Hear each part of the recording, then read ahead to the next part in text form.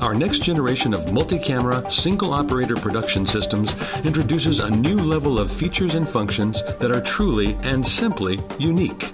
Our Remo 2 remote production system is tiny, but provides the functionality of a remote production truck, but without the crew. Just lower the keyboard to reveal the 17-inch touchscreen for production in SD or HD. It records to its own mirrored drives and streams with the touch of a button.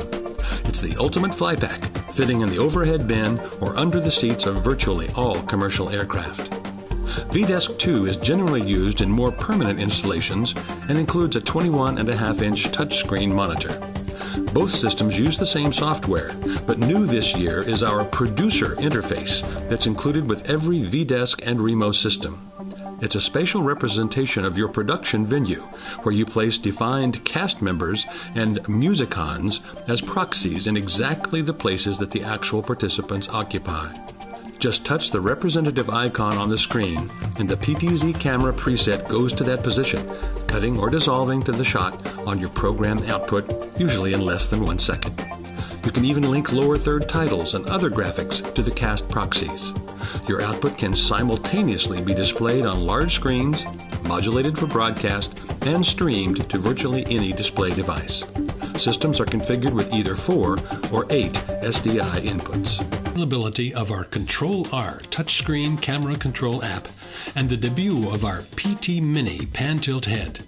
Together, they introduce a whole new level of cost-effective production capability that requires no camera operators.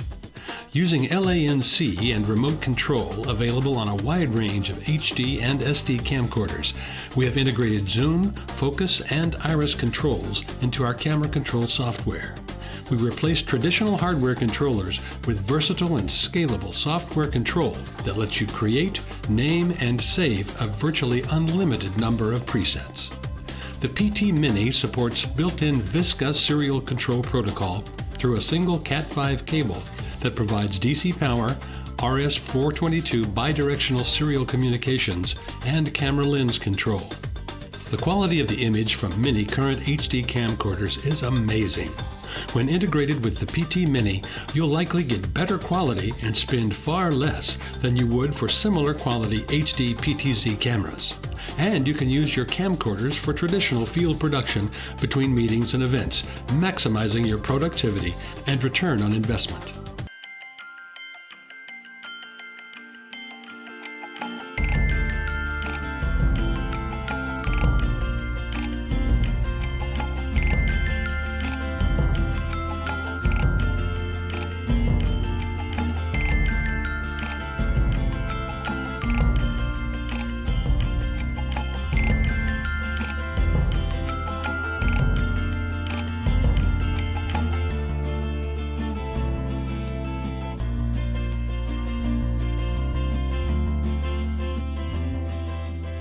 Hi, I'm Philip Bloom and I am in Brighton.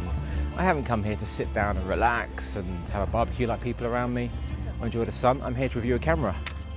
This little thing, the Canon XA-25. This weighs nothing. I have batteries which weigh more than this. I have lenses that weigh more than this. Wouldn't it be great if we could shoot everything on a camera this size? The cameras on the market which are targeted for the use of what this is, which is generally sort of BTS, events, passing cameras to people who don't have a huge amount of experience because it does have full auto. And because it has a small sensor, it is really quite easy to get in focus, and it has a very, very good autofocus system. But it isn't just limited to that. The features this camera have are really quite special. Number one is this 20 times optical zoom.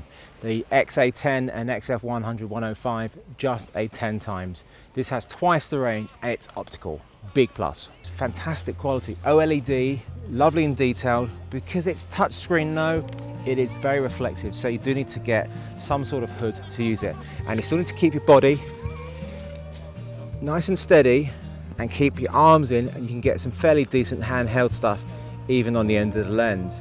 But like any handheld, the key thing is not to go rigid like you're trying to be a tripod. That's just going to make it all sort of vibrating. You need to relax and breathe. Think of it as like camera yoga. Very evil, but the quality of this is very good. This is definitely one of the nicest looking screens I've seen of a camera this size. definitely blows away the XA-10 and the XF100 series. Very, very high quality screen. Sound is so important, and of course as a camcorder it has proper audio inputs. What's interesting about this, and the same as the XA-10 had but not the XF100s, is the handle does detach and we lose our actual XLR inputs. We still have microphone here so we can get something, and there is an actual microphone jack for 3.5mm. Makes the camera smaller and a little bit less conspicuous, but really you want to keep this on because first off it's a handle, and secondly you've got the proper connections. The other big improvement after the doubling of the length of the zoom is the recording mode that this camera has. It still does AVC HD, but it does it in 50p as well as doing it in your 24 and your 25p. The cool thing though is it has an MP4 mode that lets you record in slow motion at 1080p. And we're not talking conformed slow motion, we're talking about proper overcranking.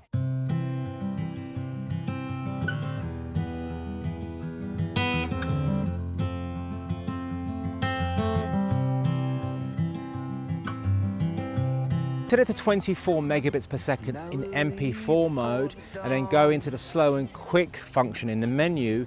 You can set it to do slow motion, which is proper overcrank. So when you play it back, it's already slow motion. And the great thing about that over recording in say 28 megabits per second and then conforming it in post is you maintain the bit rate of 24 megabits per second. If you take 50p and then you conform it by stretching it out by half the speed, you're also halving the bit rate. So if you've been recording 28 megabits a second, it becomes 14. If you've been recording 24, it becomes 12.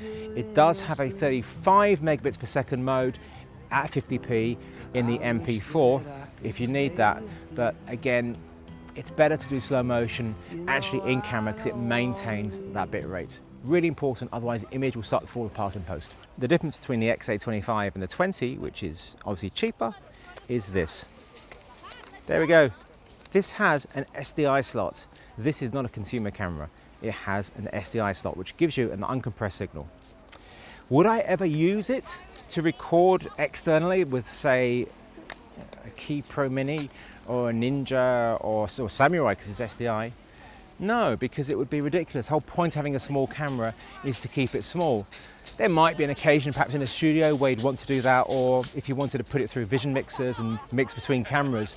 But the fact it has SDI, that's a pretty high-end feature, and you may have no use for it and you may be just fine with HDMI. Then just stick with the 20.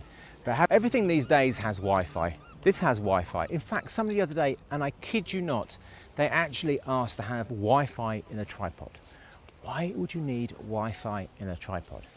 This has very sensible use of Wi-Fi. Using an iOS device, we can actually view files on here. You can actually look at them and see what they're like. And you can also FTP and pull files off of here if you want to. I can see an occasionally where that could be useful. As full manual control, it has built-in slow motion, it has nice picture profiles, it has good audio, it has SDI, it has loads of really nice features and a really nice image. But best of all, it now has a 20 times optical zoom. So all in all, it's a massive improvement over the XA-10, and it has a lot of features which kick the butt of the XF100 and 105. It just doesn't have the codec. Other than that, it's a much better camera. In fact, as a palm camcorder, it's right up there with the best ones that I've ever used. It could even be the best. Wouldn't it be nice if all the cameras I use were this size? Think of the back. More importantly, think of the excess baggage and flying. This is it.